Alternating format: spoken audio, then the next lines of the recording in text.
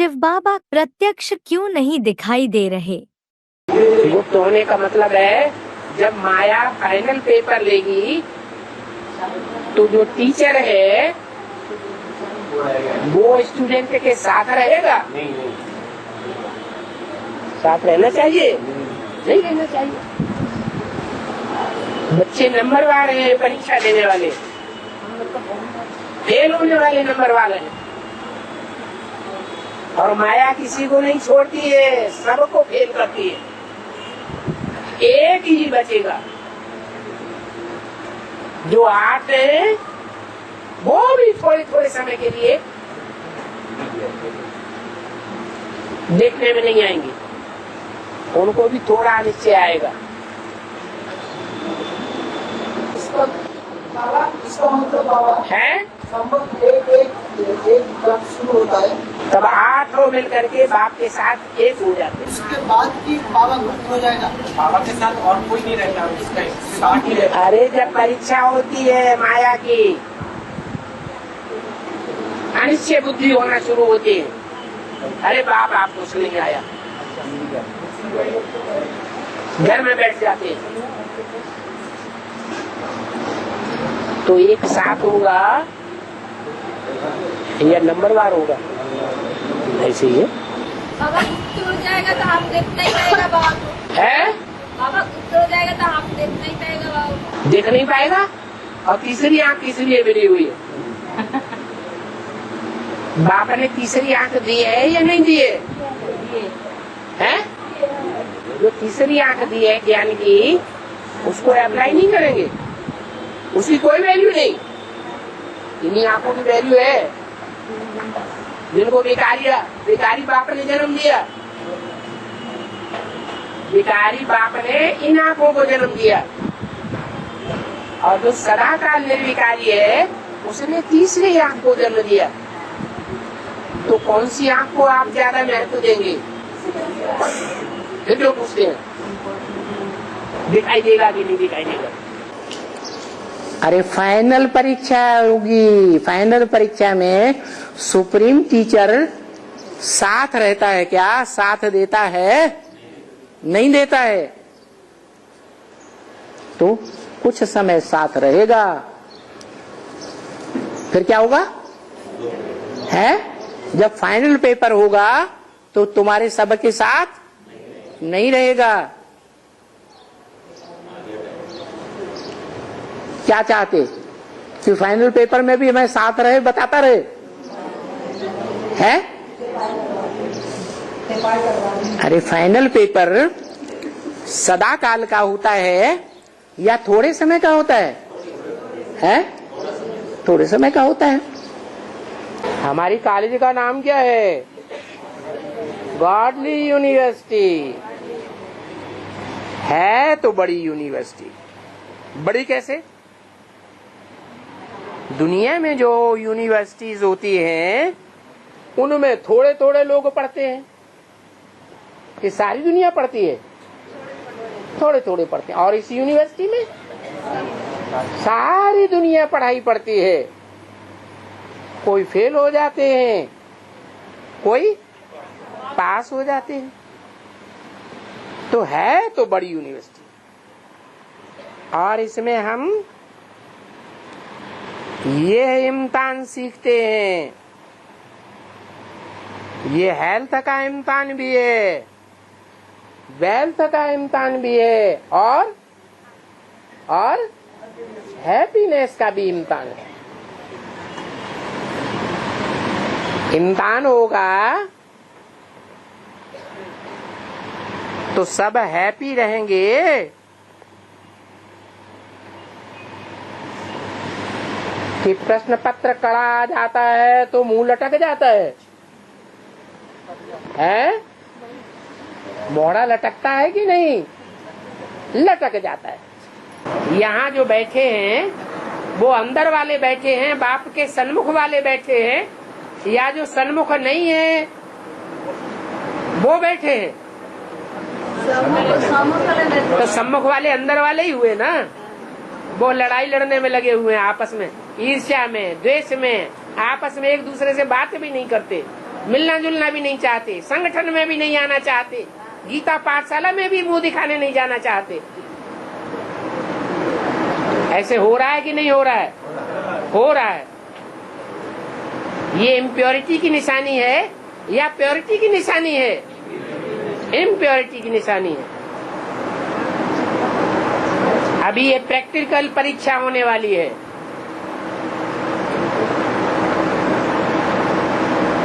वो तो सिर्फ थ्योरी की, ज्ञान की परीक्षा थी, जो ब्रह्मा मुख से ज्ञान सुनाया।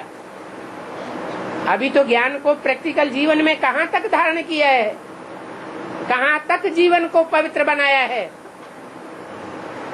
वो परीक्षा का प्रश्न पत्र आउट होने वाला है। जब प्रश्न पत्र सामने आता है तभी तो पता चलता है कि हम कितने पढ़ैया हैं, कितने ऊंचे स्टूडेंट हैं। नहीं तो कोई कोई तो ऐसे अहंकार में रहते हैं कि हम बड़े पढ़ैया हैं। अब जैसा जैसा स्टूडेंट ने पढ़ाई पढ़ी होगी वैसा वैसा जवाब देगा।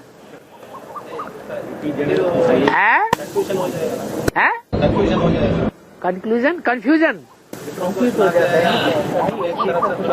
कंफ्यूजन क्यों हो जाएगा? तरीका तो अलग अलग है ना सभी। उत्तर देने के उत्तर पुस्तिका में सब एक जैसा जवाब देंगे कि जवाब में अंतर पड़ेगा? अंतर पड़ेगा। जिन्होंने एक्यूरेट पढ़ाई पढ़ी होगी वो एक्यूरेट जवाब देंगे।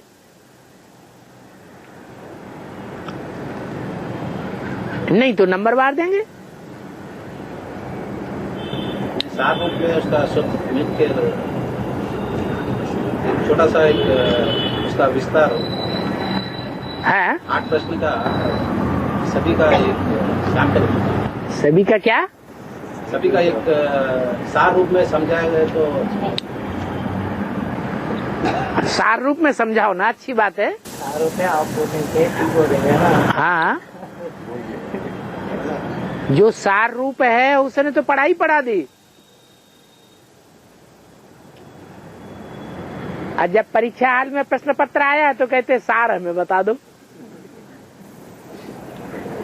नहीं, क्योंकि दूसरों को समझाने के समय कोई मना करता है समझाने के लिए? समझाओ। कोई नई बात तो नहीं आ गई? ऐसी कोई बात आ गई जो पढ़ाई में पढ़ाई नहीं गई हो, सिलेबस में ना आई हो? है? जो भी प्रश्न आए हैं वो सिलेबस के अंदर से आए हैं या बाहर से आ गए? तो जवाब दो। परीक्षा में फेल होते हैं, नंबरवार फेल होते हैं कि इकट्ठे फेल हो जाते हैं?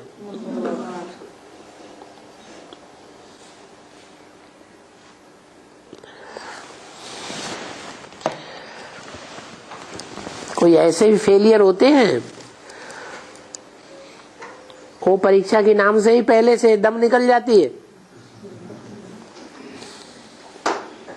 फिर कोई ऐसे होते हैं पहला प्रश्न पत्र आया,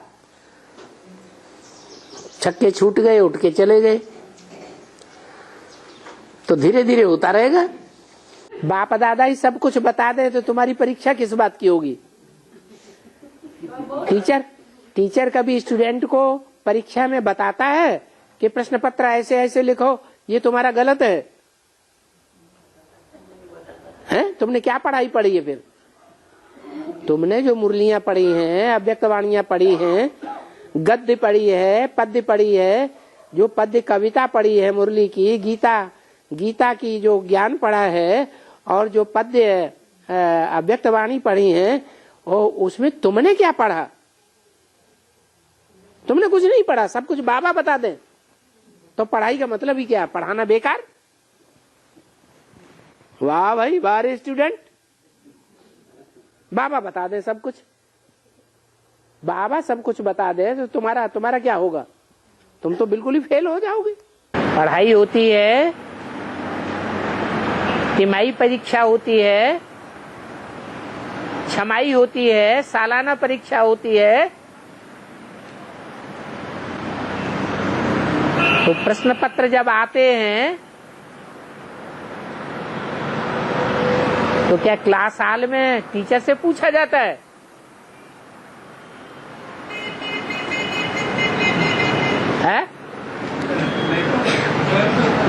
और सब एक जैसा जवाब देते हैं कि सबके अलग अलग जवाब आते हैं? अब देखना है एक्यूरेट जवाब कौन कौन देते हैं। जो एक्यूरेट जवाब देंगे वो पास विद ऑनर होंगे, बाकी नंबरवार होंगे।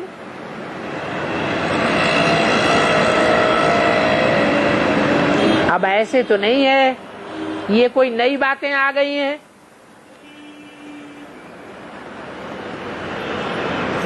क्या इन बातों का जवाब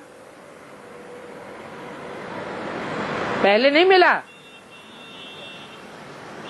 बाबा ने मुरलियों में इन बातों का जवाब नहीं दिया है क्या? है? सबका जवाब दिया हुआ है। पढ़ाई जो पढ़ाई जाती है वो सब पढ़ाई के अंदर से ही परीक्षा प्रश्न पत्र आते हैं, बाहर से तो नहीं आ जाते। जो ऊपर से प्रश्न आए हैं उन प्रश्नों का समाधान खुद करो। या तो ये कहो कि हमको ये कभी समझाया ही नहीं गया। नहीं बाबा, समझाया गया। जब समझाया गया है तो अब जब प्रश्न पत्र आ गया सामने तो बैठ करके पूछने की क्या दरकार है? हमने विस्तार में दिया है, हमको अभी थोड़ा सार रूप में समझाना है, तो वो किस तरीके से बाबा? जब जबरदस्ती काम कराया जाता है तभी करना होता है। पहले से बाबा कहते हैं मनन चिंतन मंथन करो, वो नहीं हो सकता क्या? है? तो अब क्यों पूछ रहे?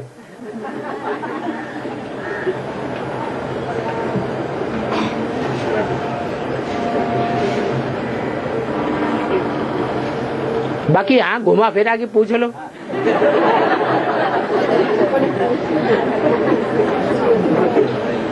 किसी और से तो नहीं पूछे? नहीं नहीं, हाँ टीचर से ही पूछो, लेकिन ये टीचर जो है कलयुगी टीचर है। परीक्षा के दिनों में बच्चों को प्रश्न पत्र बताते हैं, ऐसे लिखो धीरे से कान में बता देते हैं। ये शूटिंग करनी है फिर है? अरे बाबा ही तो टीचर बनता है और कौन बनता है?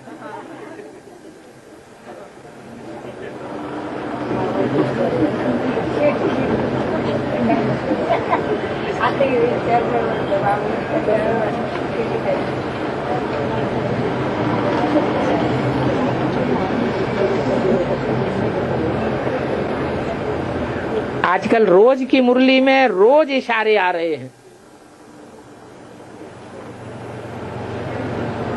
कोई न कोई नया पॉइंट पकड़ कर दे देते हैं।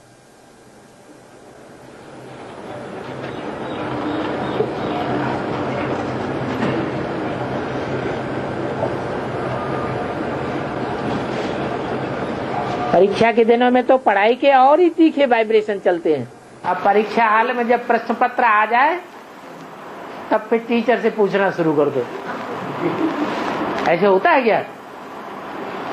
अरे पढ़ाई अभी तक हुई, अब पढ़ाई के प्रश्न पत्र आ गए तो उनके नंबरवार जवाब मिलेंगे, नंबरवार जवाब देंगे, या सारे प्रश्नों का जवाब टीचर से ही पूछेंगे बैठ करके स्टूडेंट? है? किससे पूछेंगे? प्रश्नों का जवाब अपने आप देना पड़ेगा या परीक्षा हाल में टीचर से पूछ लेंगे?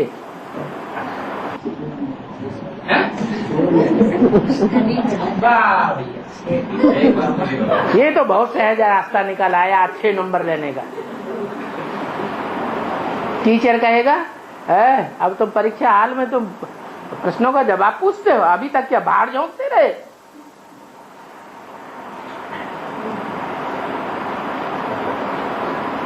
टीचर नाराज होगा परीक्षा हाल से निकाल के बाहर कर देगा या अंदर बैठाएगा? बाहर ही कर देगा। इसलिए प्रश्न पत्र आए हैं, ऊपर से आए हैं प्रश्न पत्र, टीचर ने तो नहीं दिए। प्रश्न पत्र टीचर लिख करके देता है कि प्रश्न पत्र ऊपर से आते हैं? ऊपर से आते हैं। तो प्रश्न पत्र आए हैं, अब उनका जवाब लिखो अपने अपने तरीके से। जिसका जैसा जवाब होगा वैसे उसको नंबर मिलेंगे। अब आजकल तो एग्जाम आने में टीचर बोल दे रहे हैं बाबा।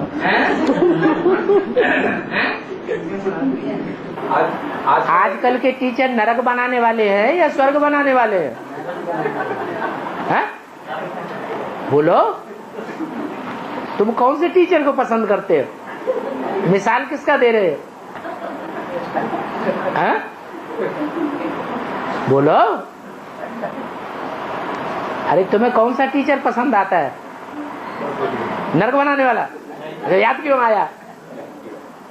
वो टीचर ही क्या जो परीक्षा के टाइम पर मदद कर दे, वो तो सुप्रीम टीचर हो ही नहीं सकता है, वो तो पार्शलिटी वाला हो गया। क्यों मदद करेंगे? टीचर का काम नहीं है एग्जाम के टाइम पर बच्चों की मदद करना। क्या पढ़ते समय तो मदद करते? फाइनल हो चाहे त्रैमासिक हो, परीक्षा कोई भी हो, जो अच्छा टीचर होगा वो कभी भी मदद नहीं करेगा। जो मदद करते हैं वो जैसे पार्शलिटी वाले टीचर है।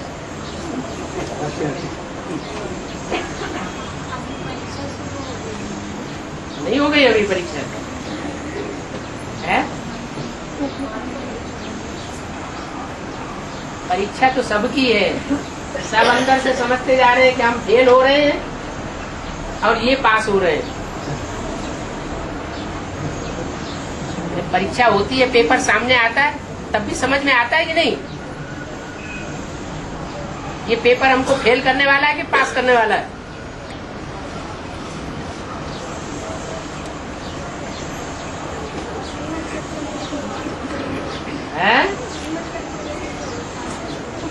श्रीमत पर चलेंगे तो पास हो जाएंगे, सड़ी मत पर चलेंगे तो फेल हो जाएंगे।